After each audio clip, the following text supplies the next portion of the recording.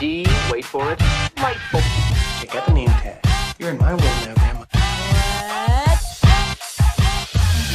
What's up, nerds, and welcome to my weekend review, where I come to you every Sunday with 3 entertainment stories that I personally find interesting, and then we discuss them down below. Now, also down below, you can find the articles that I read to bring you this video, and you can read them for yourself, or you just watch this video where I'm going to read it to you.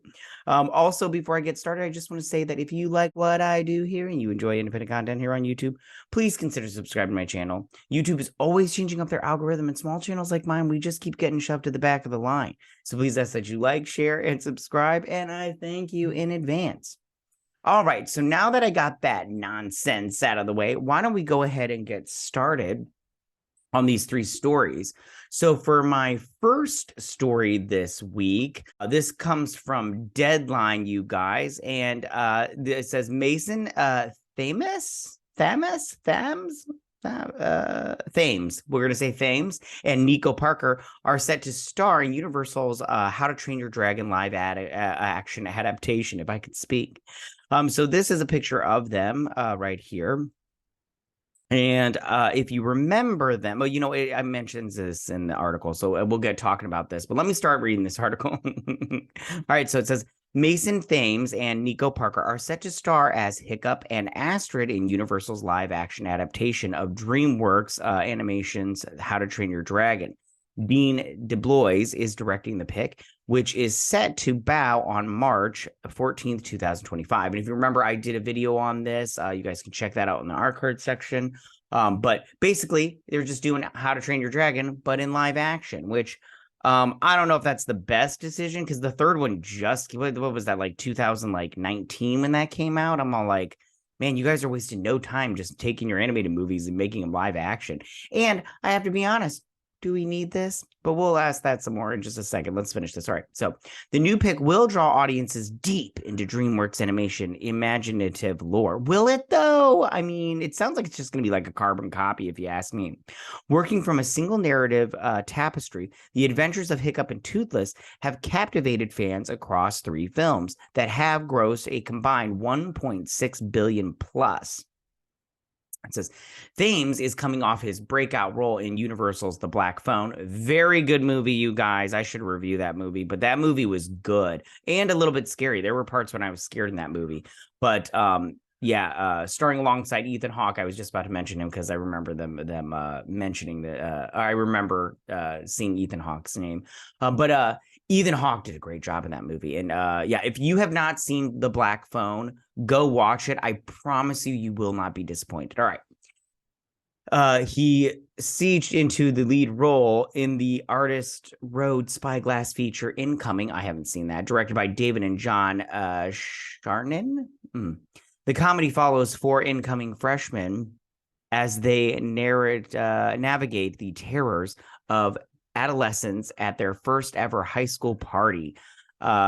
Thames next will be seen starring opposite Mel Gibson in Boys of Summer. He is represented by, and who cares? They always put who they're represented by. I mean, I like Deadline because they're very thorough with that kind of stuff, but at the same time, I just don't care, because I'm not going to call up WME and be like, hey, can I get Thames in my movie? You know, but I guess, you know, it's fine. It's like, whatever. Okay, so Parker, we'll talk about controversy in just a second. So Parker played Sarah Miller in season 1 of HBO's The Last of Us opposite Pedro Pascal. She next will be seen starring opposite Woody Harrelson and Laura Linney in Laura Chin's Suncoast, which will be released by Searchlight. Her acting debut came as the lead of Disney's Tim Burton-directed live-action adaptation of Dumbo, and she recently starred in HBO's The Third Day, opposite Jude Law and Naomi Harris. Parker is repped by a bunch of fun people. Now, the original How to Train Your Dragon in 2010 introduced fans to unlikely friendship of Hiccup, and an adolescent Viking, and Toothless, a fearsome night fury dragon, followed by sequels in 2014 and 2019, as I said before. And based on the best-selling book series by Cassandra Cowell, the franchise has received 4 Oscar nominations. DeBlois also is writing, and Mark Platt producing for Mark Platt Productions alongside Adam Siegel, president of Mark Platt Productions. Okay, good times, good times. All right, let's talk about this now. Okay, so I just want to say real quick, Nico Parker, now that they mentioned that she was in Dumbo, I totally remember her in Dumbo, but I mostly remember her in The Last of Us because that's been the most recent thing that she was in. And let me just tell you right now, she may have only been in the 2 episodes, the 1 episode. I think she was just like the 1 episode, but then they had memories of her, if I remember correctly, where they just showed, flashes of her from that first episode. But I thought she did a great job in that TV show. She stood out visually. She's visually stunning. And her mom, shoot, what is her mom's name? Ooh, I can't remember her mom's name, but she was in things like she was in that Solo movie, and then she was in Crash and Westworld, from what I can remember. I can't remember her name off the top of my head. Sorry, you guys. But I do like her mom also. But she's very visually stunning. Like, she's a very beautiful girl. I think that she did a good job in The Last of Us acting wise. And from what I remember of Dumbo, the live action one, she did a good job there. I just don't remember that movie too much just because it's been so long. And as far as Mason Thames, The Black Phone was an excellent movie. So and he's also very good looking. So they picked 2 good looking people to be in a movie that people like. Well, How to Train Your Dragon. At least people like the animated movie. Now, as far as How to Train Your Dragon, let's get to. Okay, so Nico Parker, she is mixed race. She's half black, and I know that people are going to freak out because they want a white blonde girl. And I totally get the argument either way. Me personally, though, I just don't care enough about How to Train Your Dragon to really freak out about it. I'm getting to the point where it's kind of getting annoying that they're going from making these animated movies into live action movies, and almost instantly. Like I said, and this article said, they made How to Train Your Dragon, the last one, in 2019. And I just go, wow, that's not that long. Are we really hard up for ideas in Hollywood that we can't just move on and make another dragon movie? You can make a How to Train Your Dragon, but maybe don't use the same characters. Maybe follow another dragon or Viking tribe. Maybe follow a different dragon that meets a boy and they have fun or whatever, or don't. I don't know. I just think that maybe this is a little too fast, and maybe things like The Little Mermaid was a good indication that maybe people are sick and tired of seeing these live action remakes. Because it doesn't look like it's doing the best in terms of box office. Now, How to Train Your Dragon. I do like that trilogy. And the TV show. I didn't watch the whole TV show, the series. I only watched a handful of episodes, but what I've seen, I like. Especially the movies. I do think that it's a good series. I've enjoyed them. My kids enjoy them. It's got a good message and all that fun stuff. The animation is good. But like I said before, I just don't know if this is like the best idea in terms of live action movies goes. I mean, gosh, they're just I mean, what's next? I'm trying to think of an animated movie that they could turn into a live action movie, but I can't think of it off the top of my head. But yeah, we'll see how this turns out.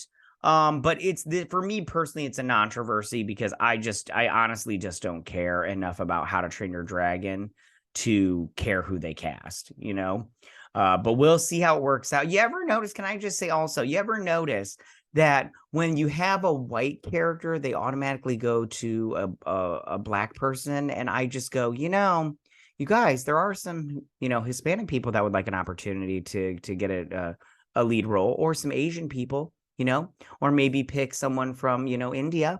They would like, a chance to get a lead role, so I always, and it's always like, it's a good portion of females that also get picked. And I just go, men would like some opportunities too. So it's just very weird. Hollywood's a weird place. Like, they're all like, we want this to represent the world we live in. And I'm all like, I don't know. You're not doing a very good job, in my opinion. I mean, I live in a predominantly Hispanic area. So if you did that, put like 2 white people and a bunch of Hispanic people, I mean, I'd be all like, oh, hey, it's my neighborhood. It wouldn't, and that wouldn't bother me. I'd just be like, that is the world I live in. But yeah. But yeah, that's just the thing. Like I said before, this is, for me personally, it's fine. I just don't care. But like I said before, I'm not like a huge How to Train Your Dragon stan, you know. So we'll see how this turns out. But good for Mason Thames and Nico Parker. Two good-looking people, and I mean, I'm pretty sure they're charming. I haven't seen any interviews with them or whatever. I'm pretty sure they're charming individuals, and we'll see how this turns out. All right, you guys, that is my first story of the week. So for my second story of the week, this comes from the Hollywood Reporter. And this is, again, another live action adaptation that we're going to see. And it says Disney live action Moana taps Hamilton Helmer, Thomas Kail as director. So they announced this they were going to turn Moana into a live action movie. And I go back to my last story. Why? You guys, Moana wasn't that long ago. And I didn't think Moana was the best movie, in my opinion, in terms of story and everything. But I like some of the songs and everything. And I like the whole world that they built. I wish they would have, I wish they would have delved a little bit deeper, especially when they went into that little like monster underworld place with the crab and everything. I wish they would have, sorry, I'm trying to fix this seat. I wish they would have dived a little bit more into that world, because I thought that was fascinating when the like when the monster turn around and it's got like 6 hands, it's like coming out, and then it gets eaten by another monster. I was like, this is an interesting place. They should really try to develop this place more, and then they didn't. So let's read this article about this director, because he has got a very a good career. I don't know what I'm trying to say here, you guys. Sorry. So it says Dwayne Johnson is returning to the role of Maui, the grandiose demigod of the wind and sea, which is originated in the beloved 2016 animated musical. Which, again, 2016, like, I know everybody wants to be like, we're so fast paced that we can't remember yesterday, let alone, 2016. But 2016 was not that long ago. I mean, it was practically last Wednesday, I remember 2016, there was actually some people in my life that I liked. Now, not so much. Anyways, okay. So it says Thomas Kail, the Tony Award winning director of Broadway's Hamilton, which I understand. Hamilton, I thought, was good. I understand what they were trying to do there. Yeah, that's all I got to say about that. And has been tapped to direct Disney's live action take on the studio's 2016 animated musical sensation Moana. Disney and now, and back to Moana, like, I personally don't think Moana was a great movie. Like, it was okay for me personally, but my kids like it, and and my nieces and nephews, they all like it. So I'm like, you know what, it's fine. I could watch this again. I don't hate it. All right, so it says Disney announced the remake earlier this spring and has secured Dwayne Johnson to return to the role of Maui.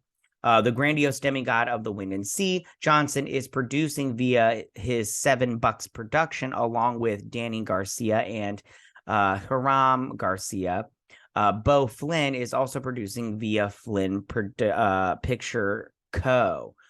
Jared Bush, who wrote the screenplay for the original movie, penned the remake along with Dana Ledoux Miller. I don't know if I said all those names right. And there's an article right here, but I'll mention it in here. Okay. Taking inspiration from the Polynesian myths, Moana told the story of a young woman who disobeys her father, the chief of an island that is dealing with an impending ecological disaster, and goes off on a quest to reunite the mystical relic with its owner. Sorry, you guys, I just needed some libation. A goddess named Tafiti. Along the way, she releases Maui from his island prison, is captured by, what gets me about that is, if he's a demigod, why didn't he just try to swim? I mean, I don't know, whatever. Anyways, or try to build a boat. Like, he's all like, a boat. And I'm all like, I watched that movie Castaway. He built a boat by himself. I mean, I'm just saying. And he didn't have the musculature that you have. So I don't know, man. Anyways, okay, sorry. from his prison is captured by a monstrous crab. I do like that. Shiny in that movie. I'd rather be shiny. That's my favorite song in that movie. And finds the strength to become a chief her father believed she could be. Per the studio, the new take is meant to, like its animated predecessor, celebrate the islands, communities, and traditions of the Pacific Islanders as seen through the eyes of a young woman eager to pave her own path, which I thought was which was good. I mean, me personally, I know so little about Polynesian culture that I think that, to have that represented, I think is a good idea. And I mean, it looks beautiful, the Polynesian culture. So I think that maybe this will be, but from what I've seen online /read or /heard, they mostly try to focus on Hawaii, and that's not just it's not, Hawaii's not all of the Polynesian culture. So maybe try to focus on some other islands and stuff. So Aluya Caravaggio, who voiced Moana in the original, will executive produce with Scott Sheldon of Flynn Picture Co. She will not be returning as Moana because she's aged out of the role. I believe she was 16 when she first did the role, so she's a little bit older. But they could, in all honesty, they could make her another character, like make her Tafiti, the goddess, that the island goddess or whatnot. And it'd be really cool to see, because then she becomes what's the alternate version of that, the volcano god lady. They could totally, that'd be fun to see her transformation. That'd be fun. I think they should do it. So it says, Kail caught Broadway's attention when he directed Lin-Manuel Miranda's In the Heights in 2008, earning a Tony for Best Direction of a Musical. He reunited with Miranda in 2015 for Hamilton, this time winning the Best Direction prize, while the musical won 11 awards out of the whopping 16 for which it was nominated. Now, if he directed the one that went on Disney Plus, he did a very good job. I thought that the directing on that was good. That brought Hollywood to his door, with the Helmer then tapped to direct Grease live, which, listen, those live performances were okay, but the Grease one was very good. He did a good job. I thought that Grease live was very good. I enjoyed it immensely.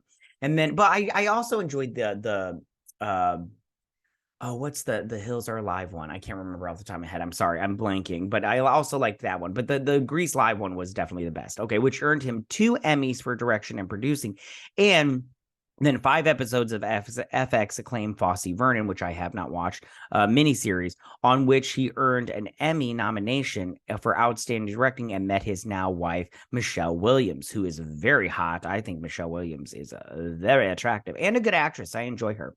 Although he directed the film's stage production of Hamilton for Disney Plus in 2020, Moana will act as his feature narrative directorial debut. He has in no way left Broadway behind in his production of Sweeney Todd, starring Josh Groban, and Annalee Ashford, I don't know who that is, recently debuted on Broadway to rave reviews. It has received 8 Tony nominations, including Best Revival of a Musical. So that is what's going on with him. I think that good for him. That's him right there. I also have a picture below me of him. But good for him, getting that this directing gig.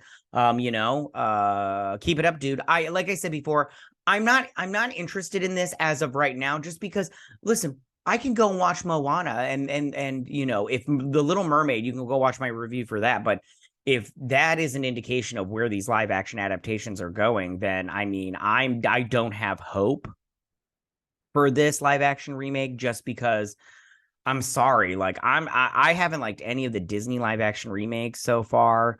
I mean, like Cruella was pretty good, but I'm trying to think of anything else that I really just loved straight out. But I think this is too soon. We'll see. I mean, they should have just done a Moana too, and like I said, maybe focus on that little monster world that she went to with the crab and everything, because that place was interesting. But I don't know, man. We'll see where this turns out. I just don't have hope in terms of them creating these live action remakes. I just don't. but we'll see. We'll see. It could totally turn out amazing. And if it did, I'll be the first to praise it up and down for sure.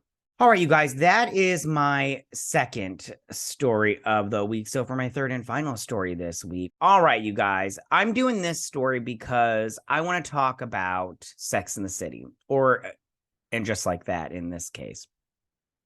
So I'm a huge fan of Sex in the City. I know, surprise, with all my masculine energy coming through in my videos, but I am a huge fan of Sex in the City. I have been since, I first watched the TV show.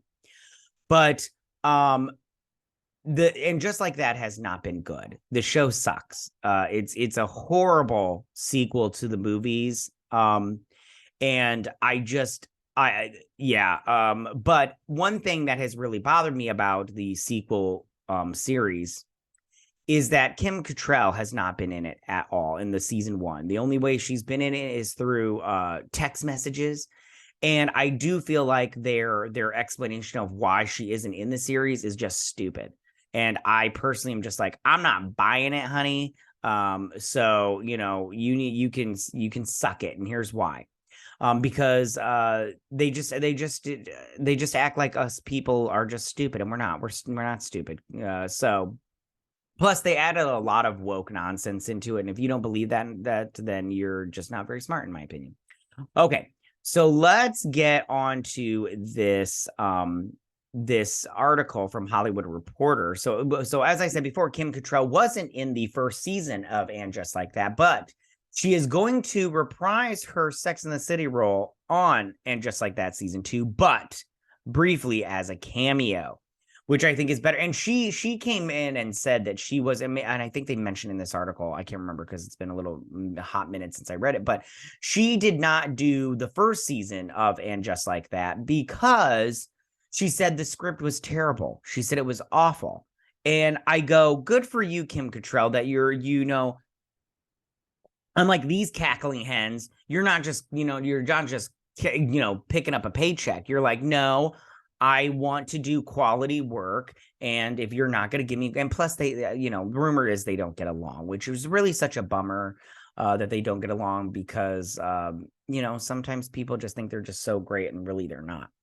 But I do love all these ladies on this show, even though some of them are a little bit kooky. Okay, so it says the actress will reprise her role as Samantha Jones in the Max sequel's second season.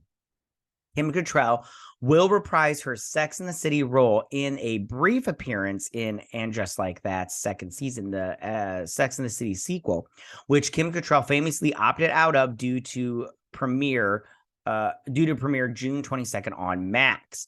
Cattrall will appear as Samantha Jones in the season 2 finale, having filmed the top secret cameo in March with limited crew and no interaction with her former co-star Sarah Jessica Parker, Cynthia Nixon, and Kristen Davis.